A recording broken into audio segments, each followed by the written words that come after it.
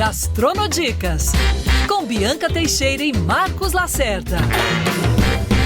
Gastronodicas no ar para você que está no YouTube da Band News FM ou ouvindo nas plataformas de podcast. Bianca Teixeira, tudo bem, Bibi? Tudo lindo, imagina, tô com um chefe aqui na minha frente poderoso. Olha, ele não é de Belém, não é de Sergipe, não é do Piauí, mas o nome dele é Danilo Pará. Esse trocadilho é novo. Esse é novo. Esse Cara, é chegou bem, com uma comida maravilhosa. E você sabe, Lacerda, que ele ganhou Chefe Revelação 2023 pelo Rio Gastronomia. Um time, olha, de jurados poderoso. E eu estava falando nos bastidores que vários chefes que a gente trouxe no programa nos últimos 2 meses, eu sondava, e o chefe aí, 2 muito mega ultra blaster importantes falaram. Danilo Pará. Falei, cara, esse cara tem que ir um Gastronodicas. Sim. Antes dele ganhar, depois ganhou, então eu falei assim, querido, ele é o primeiro da série. Pô, que legal. Que prazer ter você aqui, chefe. Prazer, Incrível. Prazer todo meu. Você acabou de inaugurar o Rudá recentemente, né? Que já é um sucesso na cidade. O Rio de Janeiro só comenta no Rudá. Gustavo Gil, parabéns. Que tem o seu dedo, esse grupo maravilhoso que você hoje faz parte, né? Grupo Trema. Grupo Trema. E maravilhoso. Você é tão jovem, eu levei um susto. Você está me achando cara de velho? Quando eu perguntei para ele, você tem quantos anos? Ele falou, 30. Queria morrer. Falei, vou embora. Esquece, cancela o Gastronodicas. Porque tanta história incrível, né? Porque normalmente você vê um chefe, um cozinheiro, jovem. Mas você vê, quando você passa cozinheiro barra chefe, que você já começa a ver, calcular o CMV, já começa a entender a administração do restaurante, já começa a entender o que a gente estava falando sobre mercado, que eu acho que hoje é uma obrigação, de fato. Se você almeja, quem sabe, daqui a 10 anos abrir o seu restaurante, né? É um caminho que você está trilhando de conhecimento. E hoje, para você liderar uma equipe dentro de um segmento, você tem que, no mínimo, entender o segmento. Não existe não entender. Exatamente. E eu quero que você conte essa história maravilhosa que o Lacerda, ele está olhando para a coxinha. Gastronodicas, queridos. A coxinha vai vir andando até a boca dele já, pulando. Eu acho que ele desenho animado assim. Ó. Essa coxinha vai ter uma briga, porque eu também vou querer comer. Essa daí é um xodó. A redação inteira já está de olho. E você com essa história incrível, porque você começou já vendo a sua mãe, que já trabalhava com isso, e naquela época se falava banquete. Ou banquete para 50 pessoas, banquete para 30. E o Danilo já vem acompanhando essa história desde sempre, né? Sua avó. Eu cresci vendo minha mãe fazer isso. Minha avó, né, ela fazia um pouco disso também em casa. Minha avó, ela era herveira, né? Como é que o pessoal chama, né? Ela tinha, alguém tava com alguma dor de cabeça, dor de barriga, ela tinha uma erva na casa dela que ela fazia um chá. Gente, era igual aquela Sassenach do Outlander.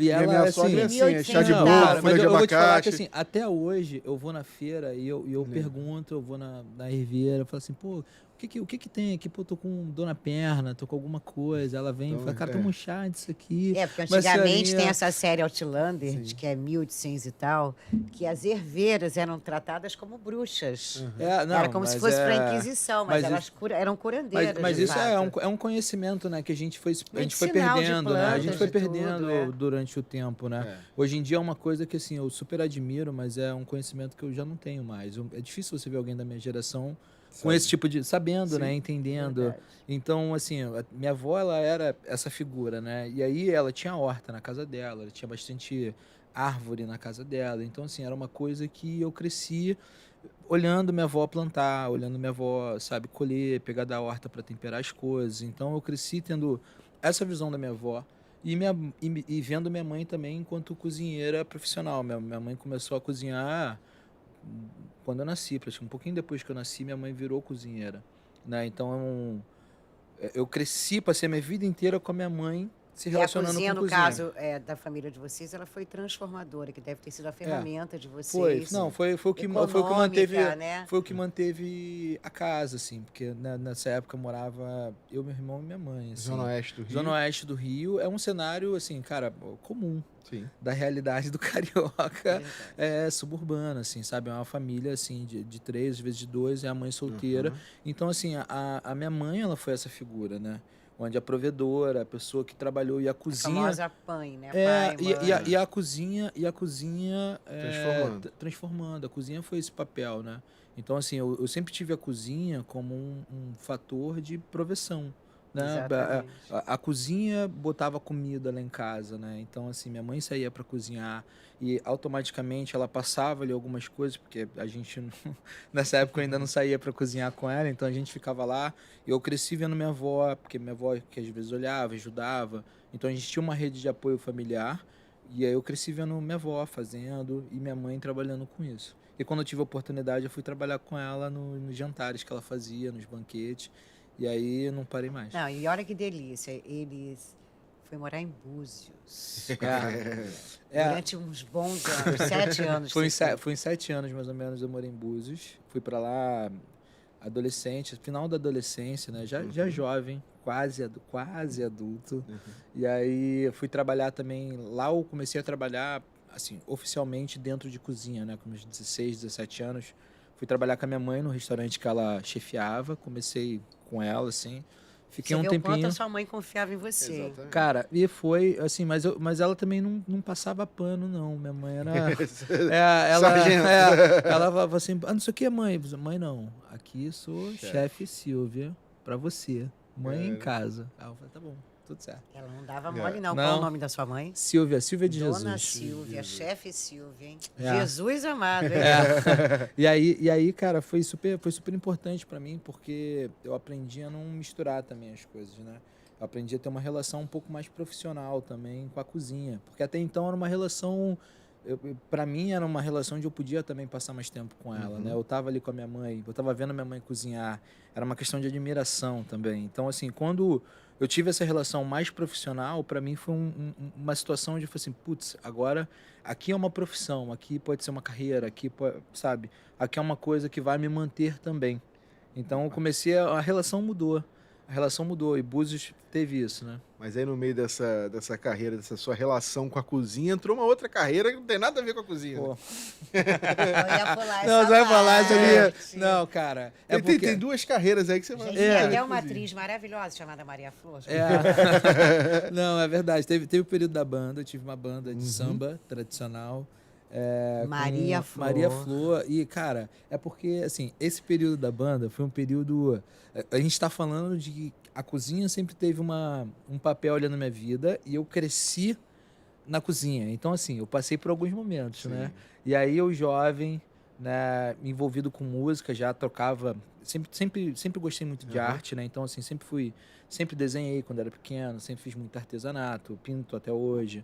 Então, assim, desenho bastante. E teve um momento onde eu tava ali com a música, né? E a música teve um papel, assim, central ali pra mim, né? E a banda era uma banda, assim, cara, pessoal de escola, a gente se reuniu, a gente quis fazer um som, e a gente formou uma banda, assim, era uma banda grande, com naipe de sopro, percussão, violão de 7 cordas. Abalava a região de Búzios. A região dos lagos ali, a gente teve um momento ali, flertei muito com a samba, música. Feijoada, gastronomia. Inclusive, até hoje eu preservo, assim, eu gosto muito de música, né? Acho que por conta disso até hoje. Então, assim, por isso que hoje não sou eu que faço a trilha, por exemplo, do Rudá, mas eu converso muito com a pessoa que faz, até para dar o conceito, a cara, o tom. Mesmo, e até para trazer um pouco mais de personalidade para casa. E a comida conversa muito com a música hoje, e agora também a gente tá fazendo feijoada no Rudá, né? Os sábados. Todo sábado tem uma feijoada lá. Feijoada para 2, completa, assim, cara. Feijoada. Aquela de verdade. Não, de verdade. Não vem com coisa fresquinha de feijoada. Eu faço com feijão vermelho. E aí eu tenho bastante carne, né? Eu cozinho feijão com pé e orelha, mas isso tiro, né?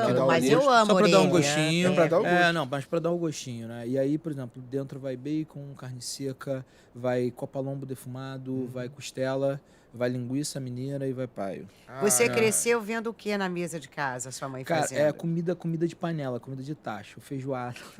Muqueca. Cresci vendo costela. Cara, costela com aipim? Costela, Lasqueira. Nossa, minha mãe é tropeiro, arroz carroteiro. Dona Silvia, assim, pelo amor de Deus, faz uma costela pra torresmo, gente. Minha mãe é essa, cara. Feliz, couve fininha com alho.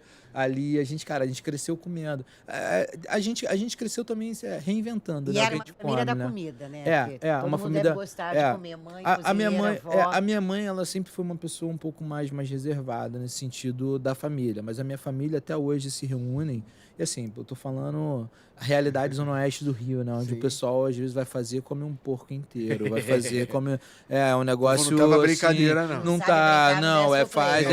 São festas de 2 dias ali. Imagina que o pessoal a galera da minha família não brinca muito em serviço em relação a isso, não. É uma galera séria.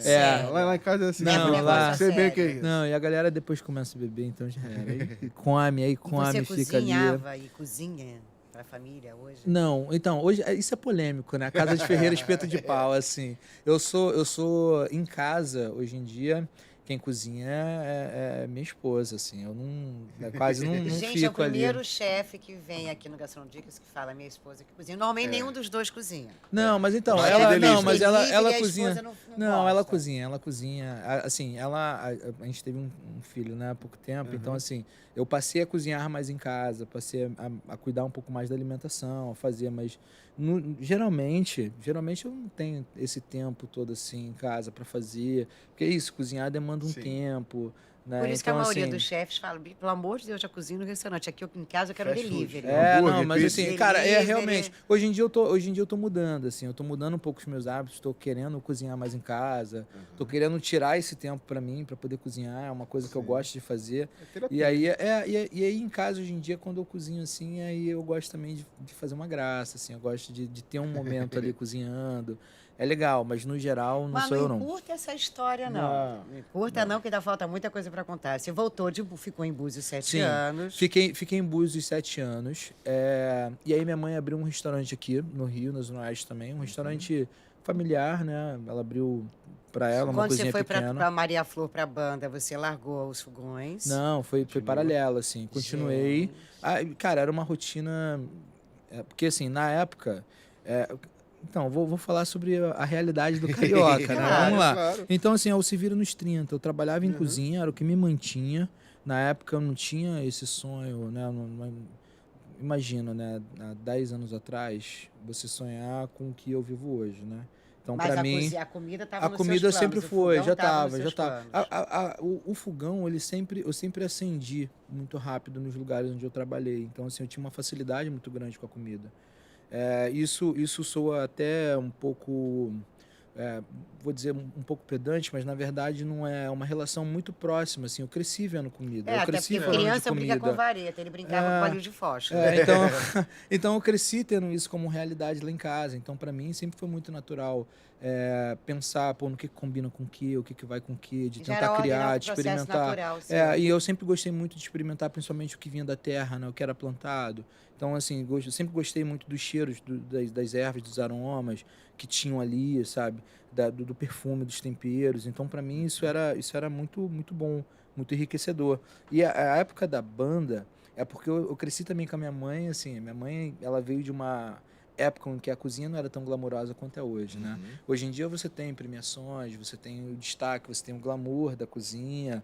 Na época da minha mãe não se tinha fartura, isso, né?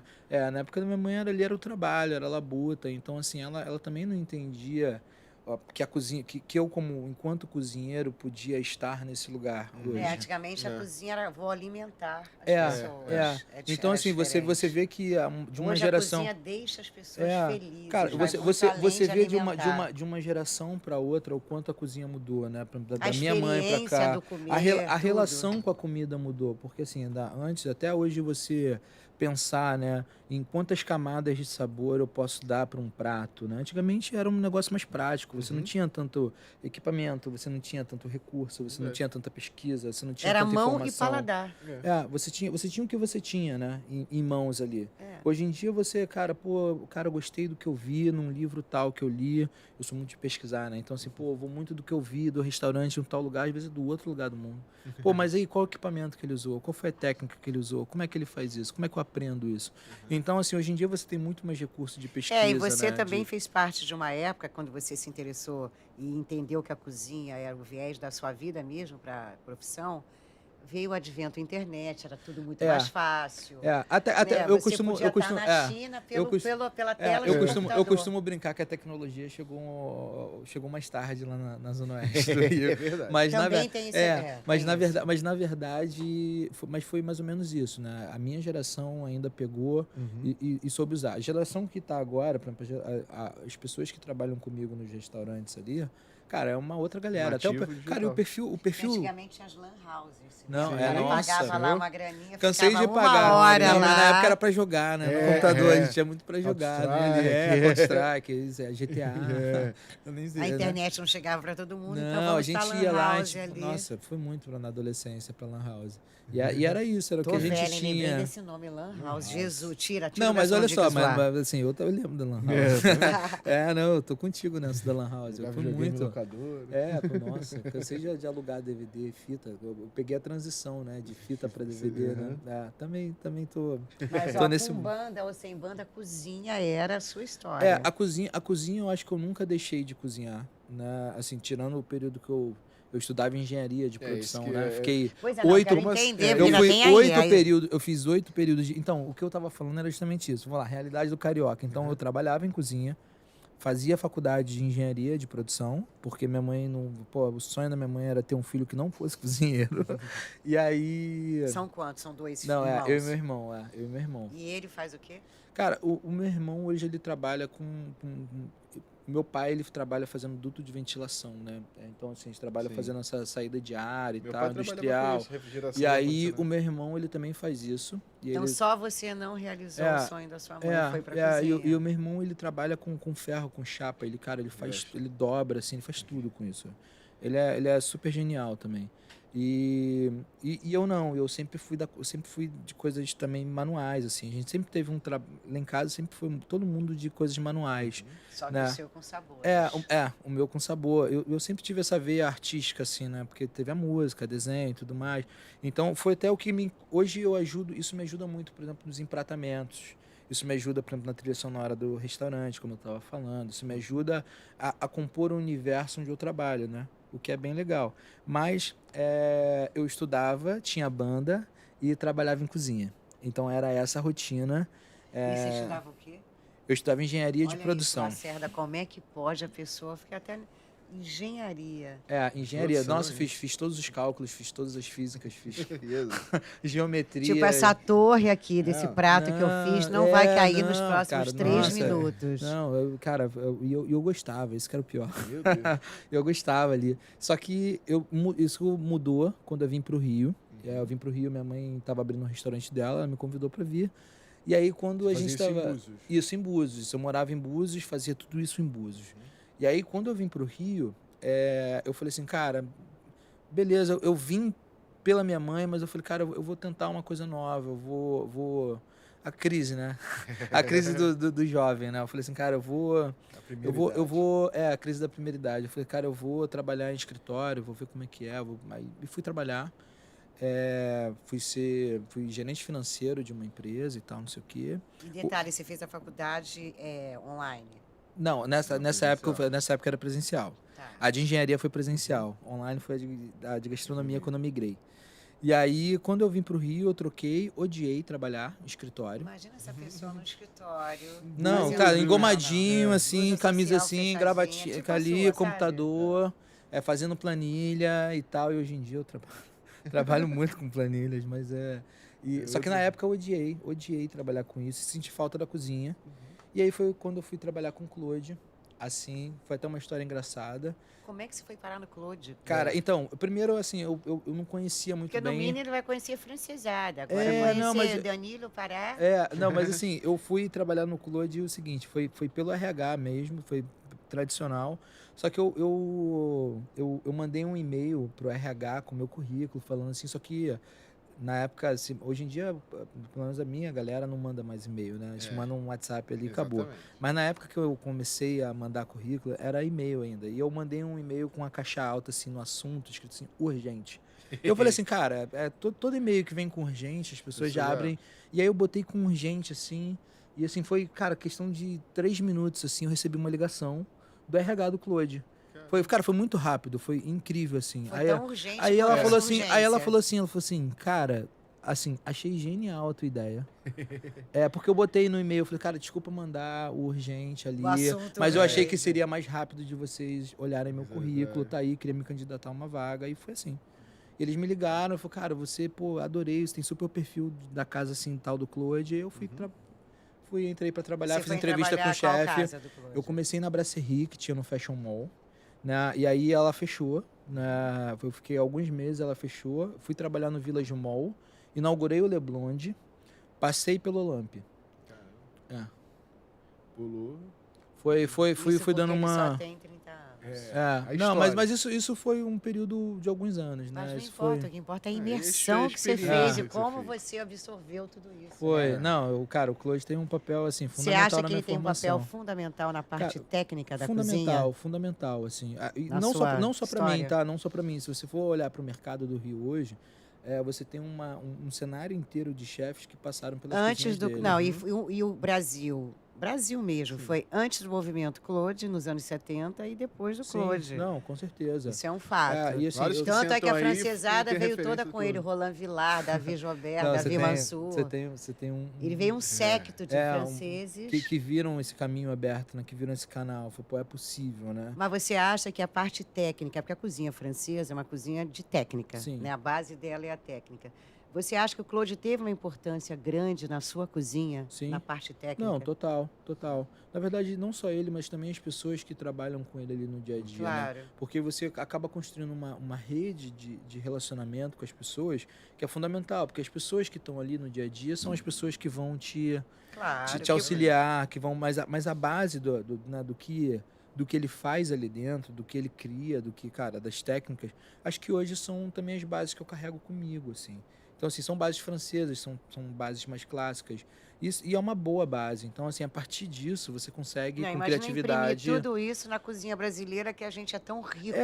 Porque na verdade, eu tenho uma filosofia que na verdade não é minha, né? Mas eu li um livro que eu acho muito interessante, é uma coisa que eu carrego, que é: se uma pessoa faz uma comida ruim gastando R$1, enquanto cozinheiro eu tenho uma obrigação moral de fazer uma comida boa gastando o mesmo R$1. Né? Então é o seguinte, ali na comida do Claude, na cozinha dele ali, eu vi muito insumo sendo trabalhado com uma técnica, sabe, muito, muito, muito boa. Então isso me moldou, isso abriu uma chave na minha cabeça que eu falei, cara, e se eu fizesse isso com uma outra coisa? E se eu trabalhasse esse produto de uma outra forma? E se eu olhasse para isso diferente? O Mirassur, que foi o restaurante onde eu trabalhei na França, por exemplo, era um restaurante... 3 estrelas, desculpa, tá? Melhor do mundo pelo 50 Best, ele foi incrível, assim, para mim. E qual foi a grande sacada para mim lá que eu tive? Cara, lá eles faziam 9 texturas de figo. Eles faziam um tomate de uma forma que parecia um bife. Tudo pura técnica, eles faziam... né? Não, cara, assim, é muita técnica. E eu falei assim, cara, isso é possível, isso é possível. Sabe? Isso me acendeu porque, assim, a gente tem a impressão de que o que a galera faz lá fora é um negócio muito distante, na verdade. Quando você está dentro das cozinhas, você vê, cara, que é uma questão de olhar. De estudar, de pesquisar. Claro, de você. E assim, e lá, cara, o Mauro, que é o chefe do restaurante, né? Ele conversava muito comigo, assim, ele é um cara hiperativo, começa por aí, né? Então, assim, ele tá recebendo um prêmio ali em Paris, ele volta pro restaurante, que era na fronteira com a Itália, para fazer o serviço do turno da noite, assim. Aí recebe o jornalista, faz o menu inteiro do zero pro cara. Imagina que foi chata, cara, foi. Cara, foi. Eu não sei se eu acordo hoje na Itália. Não, mas foi engraçado. Não, foi né? engraçado. Eu morava bem próximo à fronteira, né? Então, às vezes, eu acordava e, assim, na minha folga, né? Eu acordava e eu ia correr. Aí eu começava a correr na França, terminava a correr. Tinha que levar passaporte ali, de volta. Aí eu voltava, eu não falava assim, não. Eu falava, pô, vou ali rapidinho, só olhar ali. Tomava um cafezinho, voltava. Era bem legal, porque tem uma cidade logo no comecinho da Itália, que tem umas feiras que são bem legais, né? Que é a Ventimiglia, que é a primeira cidade ali colada com Menton, que é a cidade onde eu fiquei. Então, e onde fica o restaurante. Então, Eu ia pra feira ali na Itália, voltava, era legal. Cara, foi um... incrível. E assim, cara, e eu sou muito grato também ao Claude por isso, né? Porque ele me proporcionou. E não só a mim, Como é que tá? você foi parar Ele na faz isso com uma França galera. também? Então, o WhatsApp do Claude. Um dia o Claude tava chegando no restaurante. Ele tava chegando no restaurante, eu falei com ele, chefe, cara, eu queria... Posso falar com você rapidinho? Ele falou, pô, claro, senta aí, não sei o quê. Pô, fala aí o que tu quer. Eu falei assim, bom, imagina, né? Ele tem vários restaurantes, eu ali, um cozinheiro de linha, falei, pai... E aí, só que eu já estava estagiando em outros lugares, o Tomás já me conhecia, já falava de mim, então já era... Já estava... E aí o Claude, ele sentou, falou, cara, eu queria muito fazer um estágio fora. Foi uma decisão sua? Foi uma decisão minha, assim. Eu sempre pensei muito em aprender, assim, sempre investi muito. Tanto que a minha faculdade, né, o que eu falei, foi uma faculdade um pouco tardia, porque eu tranquei a engenharia. Quando eu fui trabalhar com o Claude, eu falei, cara, é isso que eu quero fazer. Eu quero viver disso, eu quero fazer isso pelo resto da minha vida. E eu falei, cara, eu vou me dedicar a isso aqui. E aí eu larguei a faculdade, fui fazer uma faculdade online. E eu falei assim, cara, E eu fui pesquisar, né? Eu falei, putz, mas as faculdades de gastronomia são caras.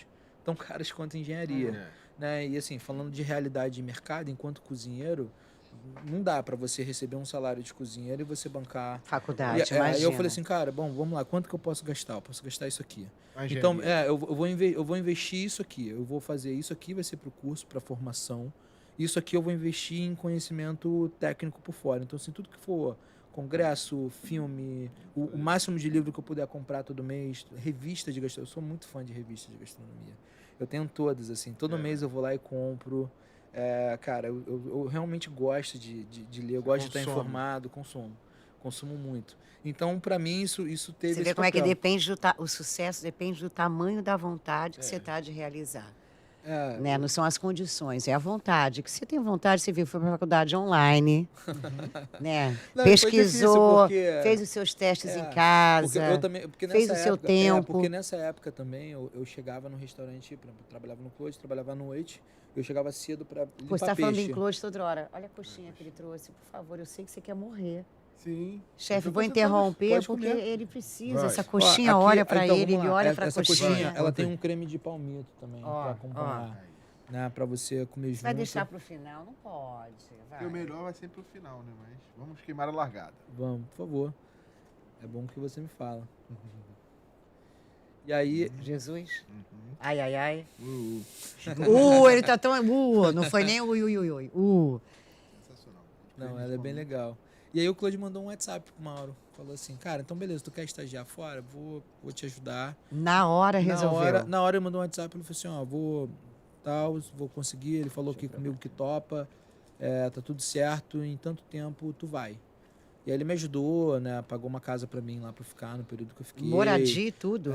Ele foi super legal assim comigo. Foi bem legal. E aí, quando você volta de lá? Eu volto de lá, eu ainda fiquei um tempo ali com ele.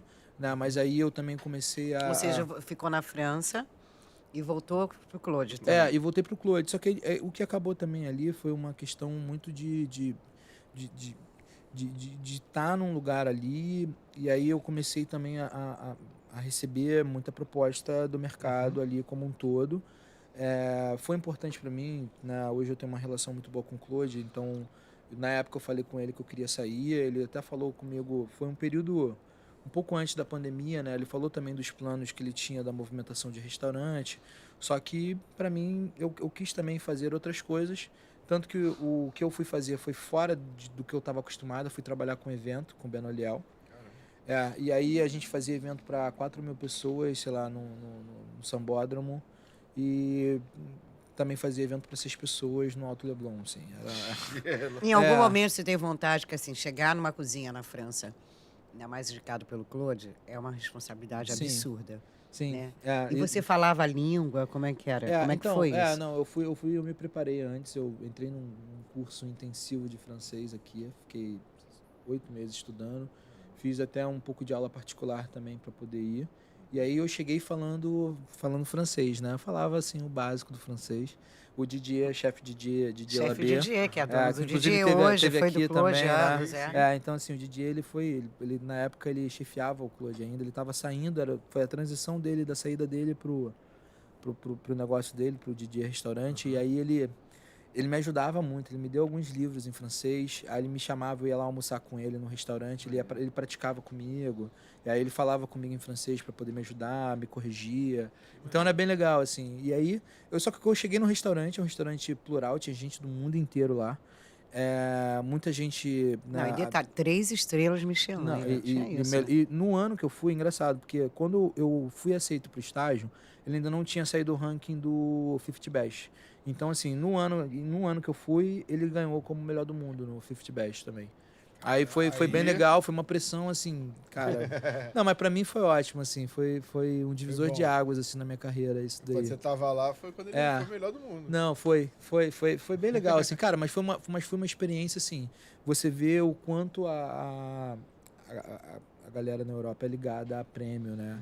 É assim, cara, é realmente uma cultura. As grandes histórias de chefes que se suicidam, gente. É uma Michelin cultura. Lá fora, cara, é uma coisa que muda a vida de uma pessoa. Mas principalmente o que me mudou foi, por exemplo, ver toda uma equipe, ver várias pessoas ali, cara, tão envolvidas ali.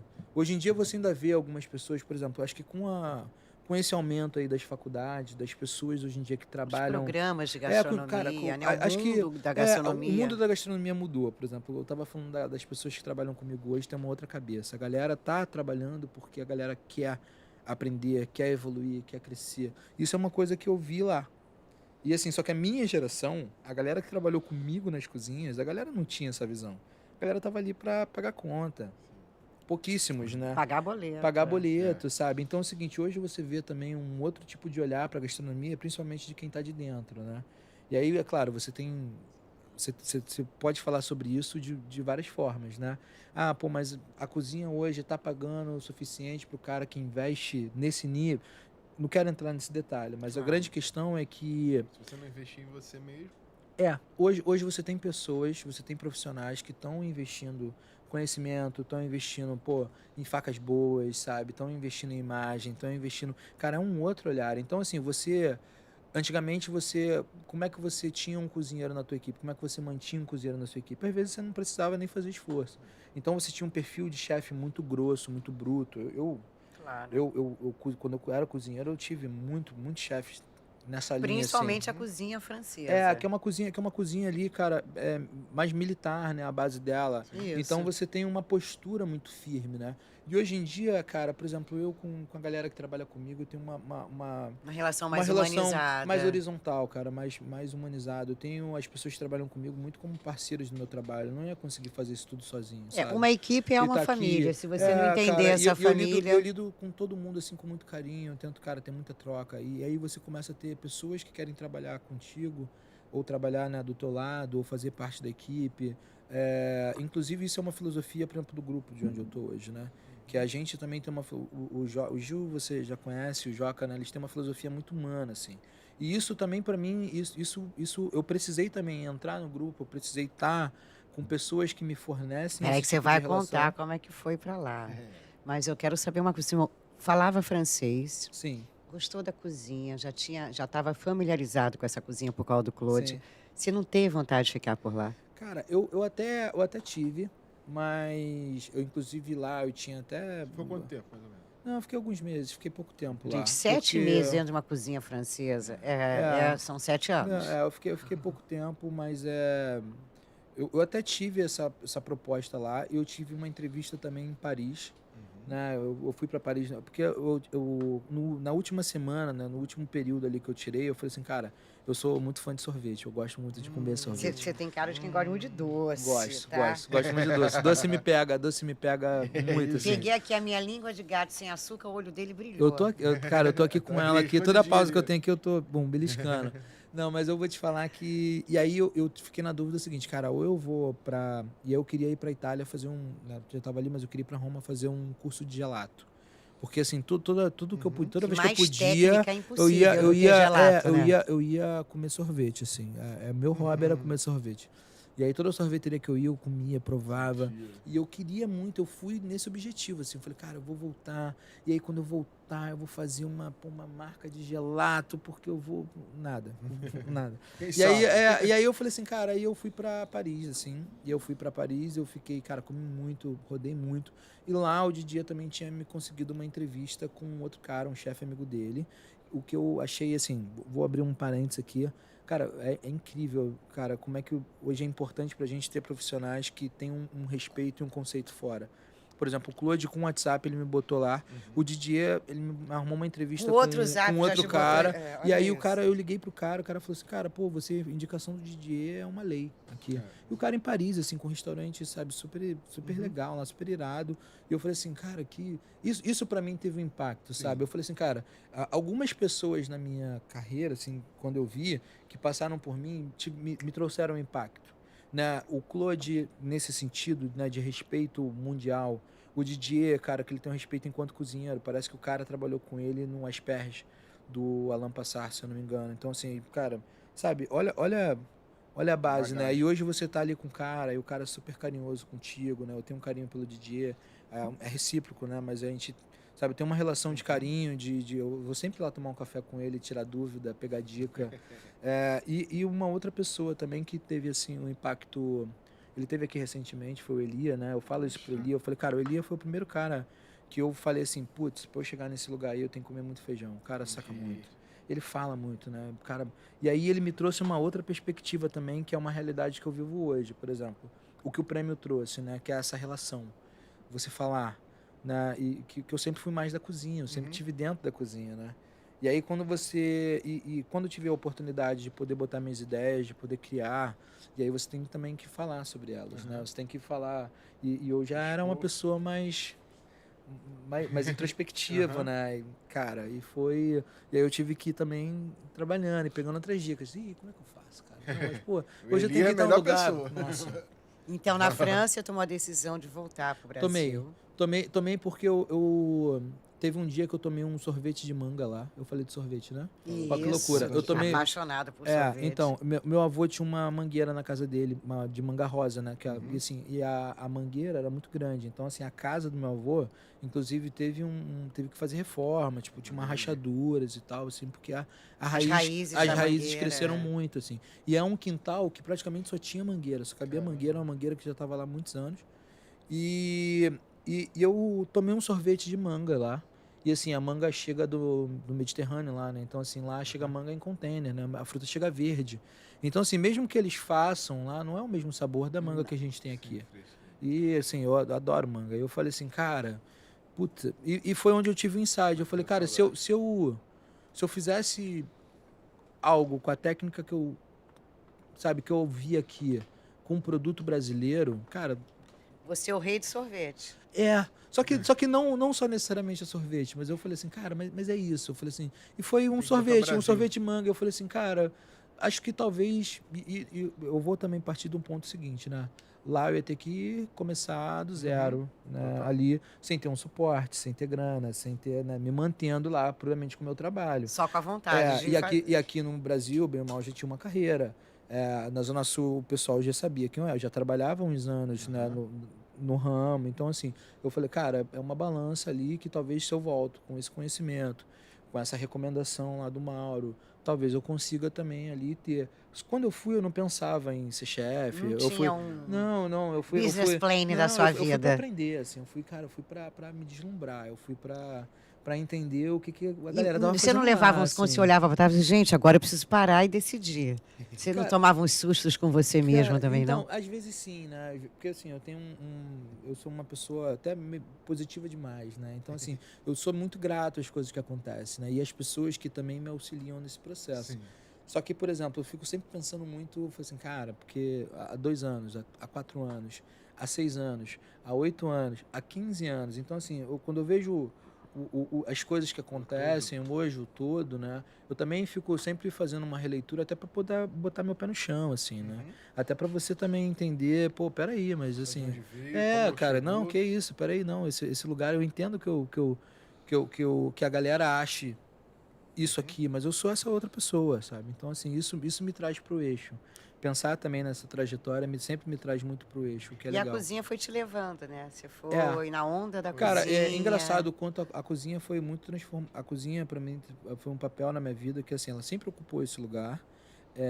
Hoje, tudo que eu faço tem relação com cozinha, mesmo que indiretamente, sabe? Tudo que eu penso hoje é sobre cozinha. Apesar de hoje eu passar, como a gente estava falando um pouco mais cedo, né? Um papo muito mais de controle, né, de custos, de planejamento, eu trabalho muito mais na parte criativa e de controle. Aí entra os números, a engenharia que você fez, olha, começa a fazer sentido. Não, mas aí é legal, mas assim, hoje em dia eu queria, cara, eu gosto de criar, eu gosto de estar na cozinha, eu gosto de estar... Você acha que dá para fazer hoje, você acha que as qualidades dadas a um profissional de um restaurante que está na cozinha, está na linha de frente, que outros atributos, além de saber gerir uma equipe de cozinha, ele precisa ter para ter sucesso? Cara, é muito louco você me perguntar isso, porque é uma coisa que, por exemplo, eu às vezes ainda tô sempre falando, né?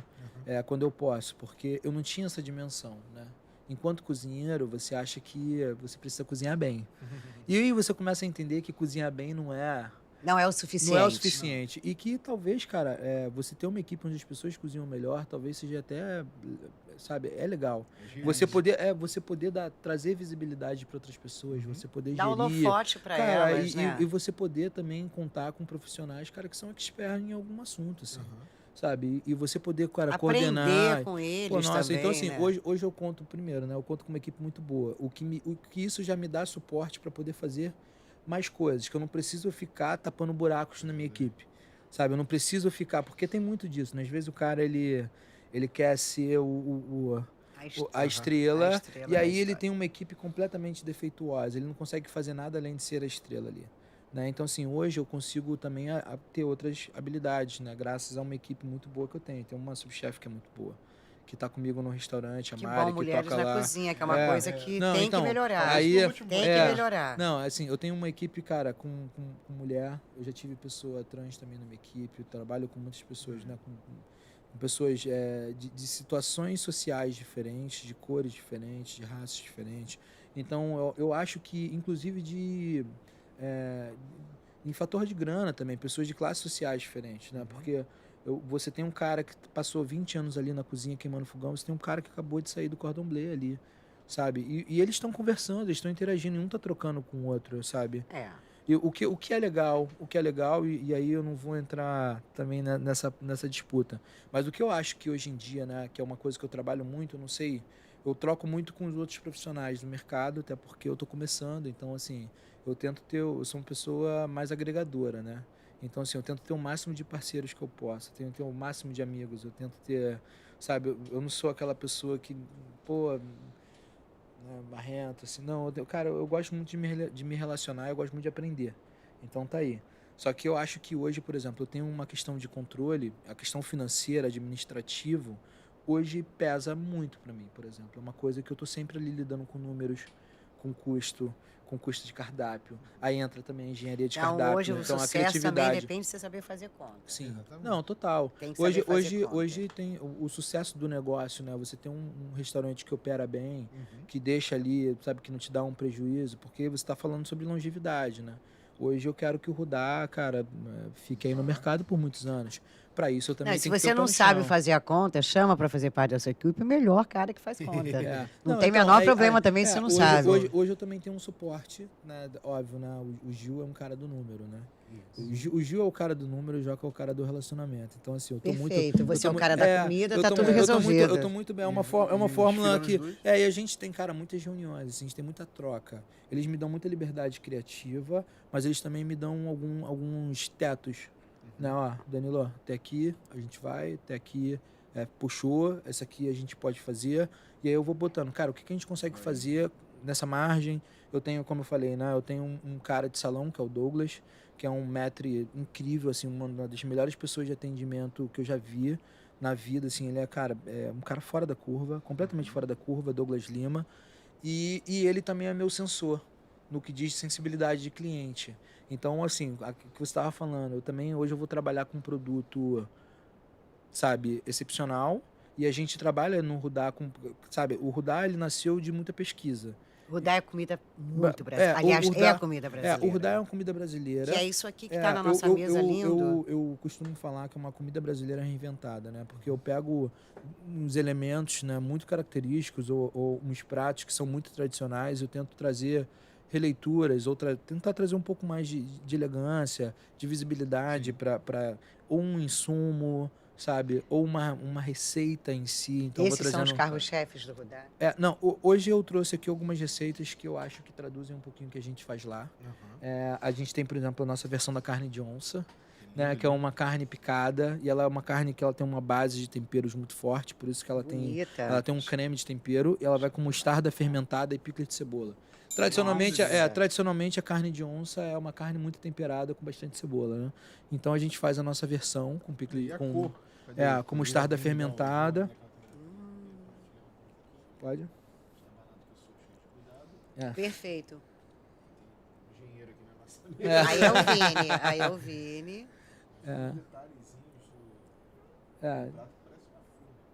Não, é bem legal. Olha isso. Olha o tartar, que lindo. Olha essa cebola roxa. É um picles. Aí é um picles de cebola roxa. Tem mostarda fermentada também. Tem bastante coisa aí de tempero. Eu gosto que é bem legal. Né, um pão de fermentação. Um pão é de um parceiro nosso. Né? Um pão a gente não faz no restaurante. A gente também tem muitos parceiros. Né? Esse é um pão da Artesanos. A gente tem aqui também, né, um crudo de atum. Então é um atum curado. Ele é um atum curado. Ele é um atum curado. Vini tá conseguindo. Gelo, sal, açúcar, um pouquinho de alga também ali nele. E aí ele vai com um ponzo de tangerina, um creme de castanha defumado e um gel de acerola. O atum bem clean, temperado só com raspa de limão, flor de sal, azeite, um óleo de cebolete para finalizar, bem legal. E a coxinha que você provou, né? A coxinha de frango caipira com creme de pupunha, que... Coxinha, olha lá, tudo que você mais gosta. E aí você pega o pouco do inusitado, né? Que é coxinha de caipira com creme de palmito. Com creme de palmito. Brasileiro total. Olha isso, olha que linda ela. Nossa, essa crosta dela tá linda. Não, e você vê, ó, a cordon bleu, como é que a coloração dela é toda igual, esse cozinheiro sabe muito. Você vê que não tá queimada de um lado, ela tá toda igualzinha, douradinha. Cara, mas a gente estava até falando sobre a questão artística, né? Hoje em dia eu penso muito na questão de movimento do prato, de cor, né? Que aí a gente estava falando da música, do meu período na música, e eu tenho também de empratamento, de cor na arte. Hoje eu faço tudo no tablet, né, também. Então eu vou ali, antes de eu fazer os pratos, eu vou, desenho. Tecnologia chegou tarde, mas chegou, né? Mas eu observo que é uma comida jovem também. Na verdade, cara, essa é uma comida saudável. arrojada. Cara, hoje em dia... tudo isso aqui é muito saudável, esse tartar, esse atum aqui, tudo muito fresh, muito feliz. Eu quis que o Rudá, ele tivesse um pouco da minha personalidade, né? Então, antes de eu inaugurar o Rudá, eu viajei um pouquinho pelo Brasil, então assim, eu fui fazer uma pesquisa. Eu já fui com um menu um pouco mais pronto, né? Então, não mudei os pratos, isso não mudou, mas mudou um pouco da minha percepção, assim. Cara, é uma coisa que estão se fazendo muito pelo Brasil, sabe? Essa pegada de reinventar os clássicos ali. Eu falei, cara, então tô num caminho legal, tô num caminho certo. Conversei com muitos chefes. Mas você não acha que a gente está mais aberto para essas coisas, para os crus?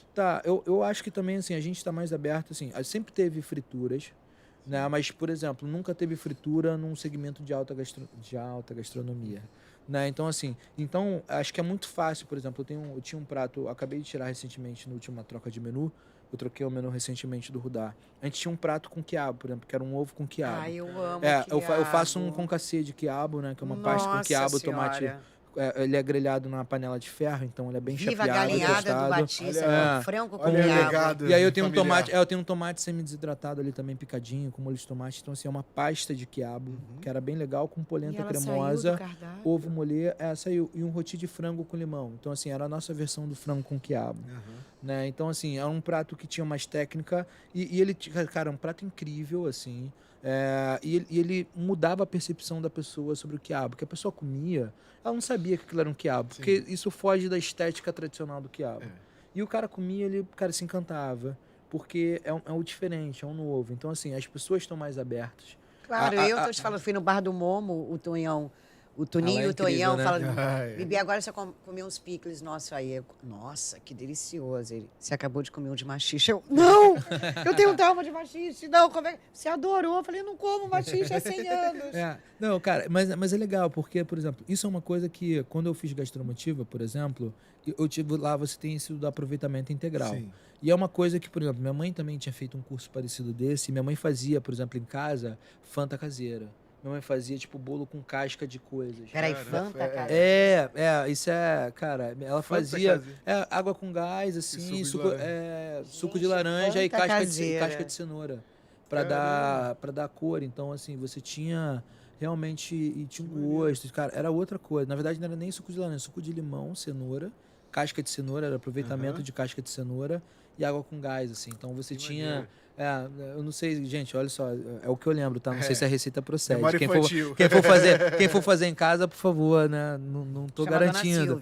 Chama minha mãe pra falar, porque eu não sei. Mas ela fazia bolo de casca de maçã, fazia suco de casca de abacaxi. Então, assim, eu sempre cresci tendo essa perspectiva. Até porque era o que a gente tinha também. Sim. A gente tinha que aproveitar tudo, porque a gente tinha pouco. Então, pouco que a gente tinha que... Cara, como que a gente tem que crescer? E, cara, no Mirassur, quando eu vi que eles faziam isso, sabe, sobre um outro olhar, porque lá é um restaurante 3 estrelas, e lá eles tinham ganhado também uma estrela verde, que era de sustentabilidade. Então, assim, em relação a... Eles tinham uma horta que eles plantavam, e aí teve a conexão. Que experiência maravilhosa. Então, aí teve a conexão, porque eu falei assim, cara, peraí, eu já vi isso. Isso a gente fazia em Uaíba, que é a zona oeste do Rio. Eu falei, cara, isso minha avó fazia lá. Né? Pô, essa técnica aqui, isso a gente faz lá, isso Gastromotiva faz. Isso aqui a gente faz também em outro lugar. Então, assim, cara, não é novo. É tudo como que você usa, como que você apresenta. Então, assim, no Rudá eu consigo também fazer um pouco desse trabalho. As pessoas que vão ao Rudá, elas vão já esperando, assim, esse trabalho um pouco mais de pesquisa do pequeno produtor, do produto, da horta, do produto, cara, tem uma camada de sabor, sabe? O que tem por trás dessa camada de sabor? Pô, eu tenho um ponzu, que é um molho tradicional asiático, só com suco de tangerina, com raspa de tangerina, sabe? No atum, você tem um creme de castanha do Brasil, e você começou numa cozinha muito de verdade, que era a cozinha da mãe. Sim. Normalmente você fala assim, aprendi vendo a minha avó cozinhar, minha mãe cozinhar. A lendária mão que tempera, né? Você vê. Mas a história sua é que você fez parte dessa cozinha, você abraçou essa cozinha, você se incluiu nessa cozinha. Então, tudo isso que a gente vê hoje, na verdade, você fala, eu peguei um pouquinho de cada fase da minha vida e o meu olhar passou a ser diferente para isso tudo, né? Mas assim, mas isso demorou um tempo também, né? Porque você também... porque hoje você, olhando o perfil tradicional, né, dos chefes de cozinha, vou falar até do cenário do Rio de Janeiro, né? São pessoas que não têm essa mesma história. Tô falando porque eu consumo, eu leio, né? Eu acompanho, eu vejo, converso. Então, assim, por muito tempo eu fiquei... Isso para mim também criou um certo... Pô, mas será... Sabe? Porque é uma história muito diferente. Porque, muito fora da curva, eu venho de dentro da cozinha, né? Eu venho de uma base de cozinha. Eu venho de um ponto completamente diferente das histórias mais tradicionais, né? Eu venho sem ter Mas era uma cozinha de verdade, era a cozinha da sua mãe. Eu acho que isso que foi legal, né? Eu acho que isso que também atraiu as pessoas que comem. Os caras comem, os caras gostam de comer. Né? Pelo menos é o feedback que eu tenho, né? E acho que mais do que isso, porque você, literalmente, você entendeu a cozinha de verdade, porque você nasceu nela e você não foi fazer Senac, Le Cordon Bleu, Estácio. Você foi para a cozinha da sua mãe. Sim. Você só aperfeiçoou depois quando você estudou, mas na verdade, normalmente os cozinheiros, né? Fazem um curso, aí colocam a mão na massa. Eu fui depois. Você fez o contrário, você botou a mão na massa e depois foi só aperfeiçoar. Eu fui ter essa formação tardia, né? Depois de anos de cozinha. Não chame de tardia, chame de agregadora. Agregadora, né? Então, assim, eu fui complementar a minha formação na cozinha, né? Depois de muitos anos já trabalhando nisso, né? E aí também é muito... Você já tinha entendido ela, inclusive. E teve um momento ali que realmente a minha visão sobre a cozinha ela abriu como um todo, né? E eu acho que foi um pouco nesse período onde eu estava para ir para fora, para estudar, para ver, eu comecei a entender, porque eu também tinha uma rotina de entrega, né? Então eu ia para o restaurante de manhã, aí eu pedia para limpar um peixe, para limpar uma carne, para aprender a desossar alguma coisa, para fazer a produção, fazer um molho. Aí eu também morava perto do trabalho, né? Aí eu saí da Zona Oeste, Falei, cara, é muito distante da Zona Sul. Então a gente também precisa abrir a gente precisa fazer um recorte aqui também para falar o seguinte, cara, hoje eu tenho algumas pessoas que moram em Caxias, que moram em Saracuruna, que moram e estão trabalhando ali comigo no dia a dia. Então eu vou abrir um parênteses. Não importa quantas conduções o cara pega, ele quer. Eu preciso abrir um parênteses também, cara, pela entrega. Segundo, cara, o cara ele não mede esforço. É o tamanho da vontade dele. E aí também tá muito, cara, como que eu, enquanto chefe, sei que o meu cozinheiro, o cara mora em Saracuruna e o cara demora 3 horas para ir para lá. Eu tenho porque quando eu comecei a trabalhar no Clode, eu ainda morava em Uaíba. Eram 3 horas para ir, 3 horas e meia para voltar. Era o trem lotado, era uma rotina muito pesada, às vezes mais pesada do que a rotina na cozinha. Então, assim, o que eu acho que a gente precisa entender também é que hoje o cenário de gastronomia, principalmente os chefes, eles precisam também ter uma relação não só mais humana, mas as empresas também precisam criar mecanismos porque a gente fala facilitar muito, a vida desse cara. Do cara que tá lá, para você poder investir nele. De ter acesso, sabe? A pessoa precisa ter acesso ali ao trabalho. Então, hoje no mercado fala muito sobre a dificuldade de você conseguir profissionais. De fato, é mão de obra, que é difícil. Talvez esse cara não esteja enxergando. Tem pouco cuidado, sabe? Eu acho que tem pouco cuidado. Hoje eu já começo a ver, claro, né, um movimento, começo a conversar com algumas pessoas, você vê alguns chefes que, cara, estão preocupados com a equipe, tão preocupados ali, porque assim, ó, sabe...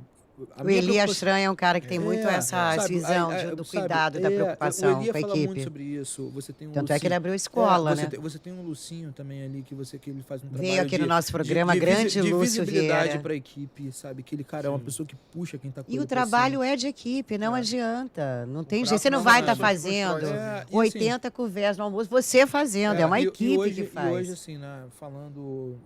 Né, em nome até mesmo do Gil, do Joca, né? Porque, assim, cara, eu vi muito essa filosofia ali. Porque, cara, você tem uma relação mais humana com os colaboradores, com as pessoas que estão ali, inclusive comigo, né? Você tem uma passa maior tempo do dia com você. Cara, assim, isso é importante. Eu acho que isso também...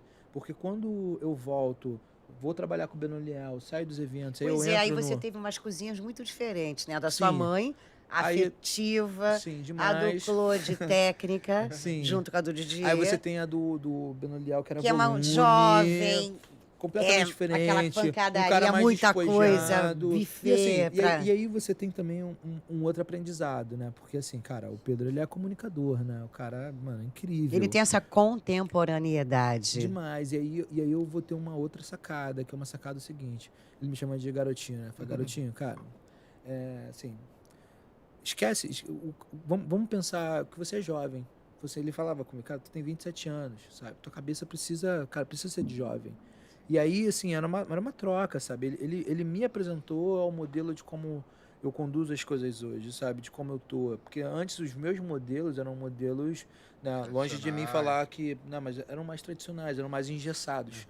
Eram modelos mais compactados. Então, assim, quando... Da própria cozinha francesa, que é muito clássica. E aí, quando ele me trouxe essa outra perspectiva de um negócio mais despojado, mais casual, sabe? Aí o meu olhar também voltou para uma outra volume, coisa. Né? Porque a mãe sempre trabalhou a Monique com volume, grandes festas. A ideia dele era trazer, assim, ele estava começando a fazer... Ele estava fazendo eventos menores, né?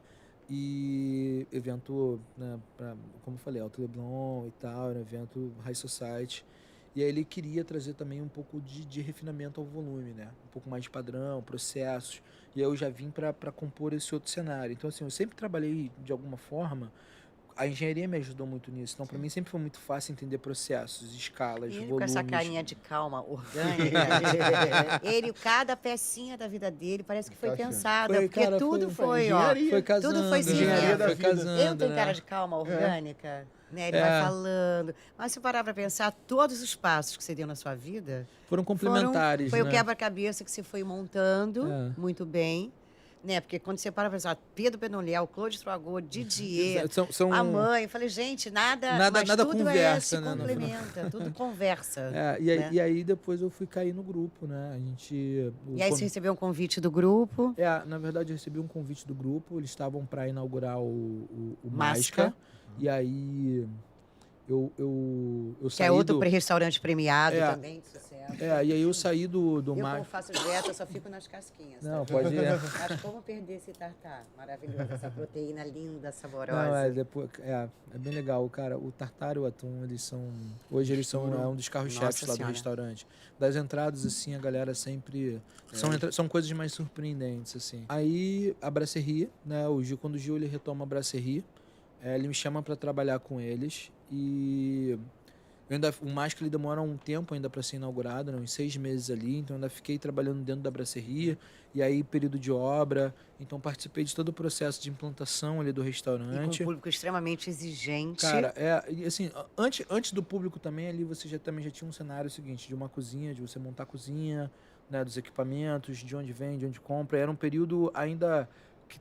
o pessoal estava saindo da pandemia, foi a primeira flexibilização que teve. Tudo ainda uma incerteza então, absurda. Assim, e aí você se depara, por exemplo, o aço no Brasil estava caro, porque as fábricas estavam fechadas, então a gente foi comprar panela na Itália, aí você vai comprar, sabe, você vai mandar, então aí você tem pessoas ceramistas que pararam de fabricar porque não tinha demanda. Quando isso tudo fica material, pronto. material. Então assim, você também tem um impacto que é uma outra coisa, que é você pensar na cozinha. Agora entendi, porque tem uma parede meio descascada. Era isso. Então, o cara que não estava pronto,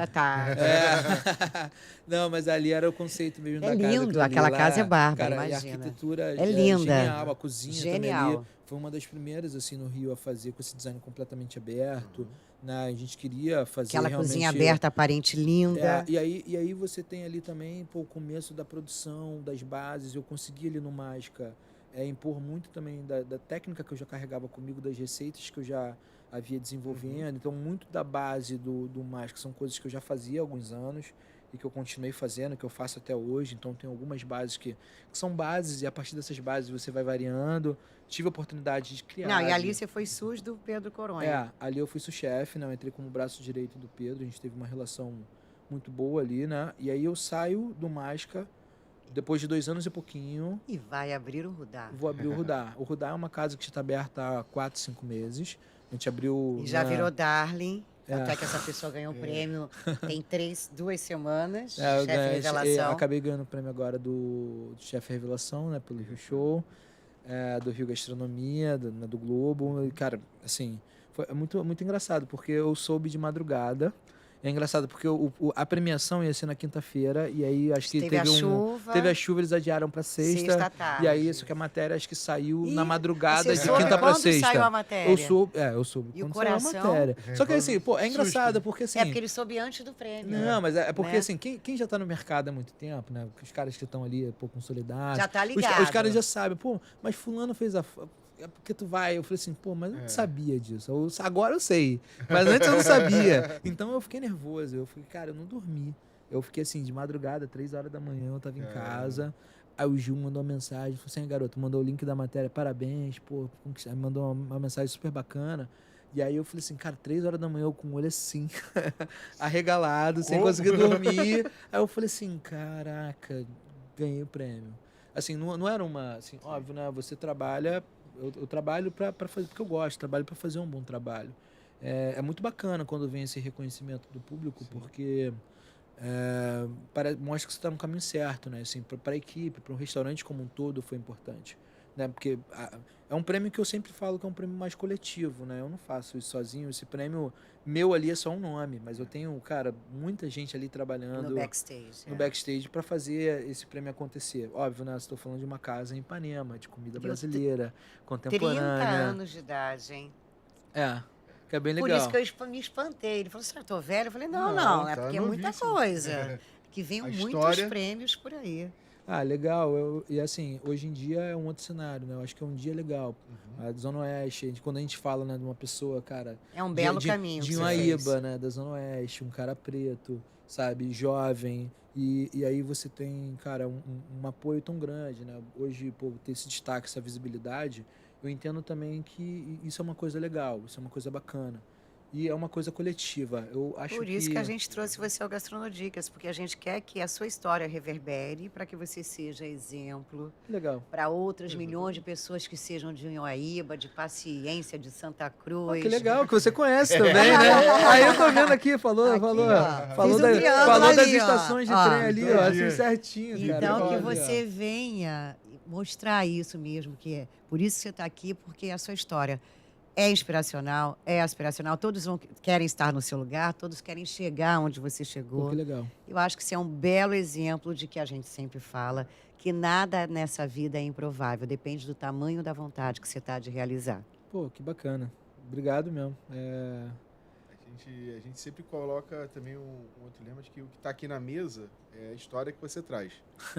Não é um... Meu Deus, eu trouxe uma confusão aqui, né? Mas eu adoro essa história confusa, gastronômica. A sua história aqui, mas... Não vem com essa coisa retinha. Tudo que está aqui na mesa, você tem um legado. Né? É legal porque pensando, na verdade... na composição eu não tinha pensado. Obrigado por trazer essa perspectiva. Mas olha, quantos caminhos você trilhou para chegar aqui. Aqui está essa comida maravilhosa, representando, claro, o Rudá, mas de certa forma todos os caminhos que te levaram até aqui. Pô, que legal. Os vários sabores, as texturas, cada um tem uma textura totalmente diferente da outra. Sim, então, cada um com uma história, né, diferente. Texturas de experiências, várias texturas. Bom, e fica o convite, quem quiser também, acho que conhecer um pouquinho mais do trabalho, vá ao Rudá. Né, o Mágica é uma casa um pouquinho mais... que já está aí há mais tempo, né? Mas a gente trocou o menu também do Mágica recentemente, está bem legal. É uma casa com uma pegada asiática, vale a pena vocês ir lá conferirem. E o Rudá, cara, é isso aqui, é uma casinha dos anos 30, uma casinha super charmosa. Pura brasilidade. Cara, que a gente faz um trabalho de pesquisa lá, né? A gente, inclusive, recentemente, a gente teve que mudar um pouco o cardápio por conta de legislação, né? Uns queijos que a gente comprava, umas carnes de uns produtores que... Aí só tinha o selo regional. Então, assim, cara, a gente precisou também dar uma mexidinha no cardápio por uma questão operacional. Olha, você mexendo no cardápio, que a gente não vai mudar nada, pelo contrário. As novidades assim, que vêm as novidades estão bem legais, vale a pena conhecer. Parabéns, parabéns. Obrigado. Quase 1h10 de papo. Quase 1 hora. E eu não conseguia parar, não consigo. Passou rápido. Danilo Pará. Que olha, seu nome, Danilo Pará, não se esqueçam disso. Um dia vocês vão, se passar na rua, pede autógrafo. Que Danilo ainda vai lançar um livro contando a história dele linda. Pô, que isso, será? Já incentivando muita gente. Aparecer no programa de TV. Quem sabe abrir uma escolinha dele daqui a pouco em Unhoaíba, Paciência, Santa Cruz, seja o que for. Mas que belo exemplo de vida vocês nos trouxe e abrilhantou o nosso Gastronodicas. Obrigado. E agora vamos ver quem vai ser o próximo, que depois desse rapaz vai ficar difícil. Subiu o sarrafo. Mas a gente te conta. A gente te conta. Bom, delícia, literalmente, delícia ter você aqui. Inspiracional ter você aqui. Tchau, Bibi. Gente, ele já está na 10ª coxinha. Foi incrível, viu, Danilo? Obrigado. Que você volte mais vezes e que abra mais restaurantes. Que bom. E que cada restaurante que você vai abrir, Gustavo Gil, que venham vários, ele vai vir ao programa para lançar, tá? Antes de abrir. É um compromisso que ele tem. Tá bom. É um trato nosso. Olha, eu e Marcos Lacerda esperamos você semana que vem até sexta-feira aqui no Gastronodicas. Gastronodicas, com Bianca Teixeira e Marcos Lacerda.